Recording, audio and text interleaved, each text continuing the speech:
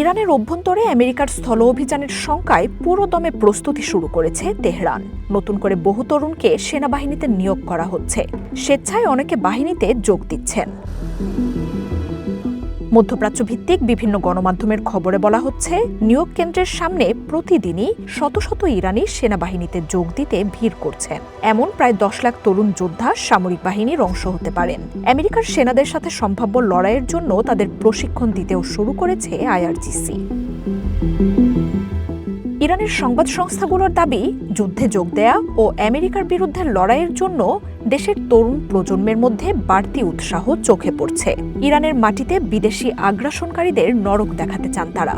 আর এতে স্পষ্ট যে সব রকম বিকল্পই প্রস্তুত রাখছে নতুন সর্বোচ্চ নেতার নেতৃত্বাধীন ইরান।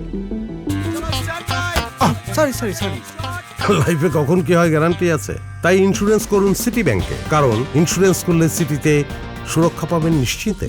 গত কয়েকদিন ধরে শান্তি আলোচনার তৎপরতা বাড়িয়েছেন ট্রাম্প। তবে এর আগেও বোঝাপড়ার মধ্যেই 2 বার ইরানে আঘাত করে আমেরিকা ইসরায়েল। তাই এবার আর কোনো ঝুঁকি নিচ্ছে না তেহরানের শীর্ষ নেতৃত্ব।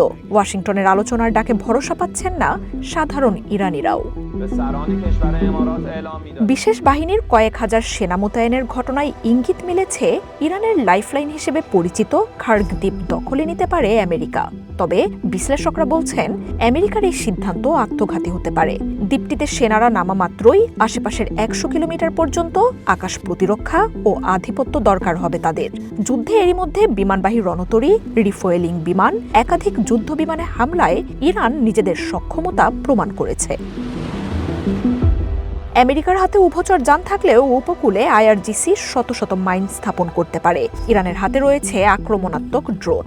এছাড়াও খার্গ দ্বীপে থাকা ইরানের স্থানীয় জ্বালানি শ্রমিকরা কোনো প্রতিরোধ ছাড়া অঞ্চলটি আমেরিকার হাতে তুলে দেবে এমন সম্ভাবনাও কম।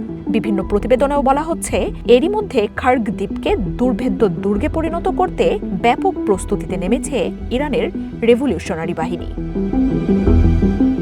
মার্জিয়া উপমা, ওয়ান ইন্টারন্যাশনাল ডেস্ক।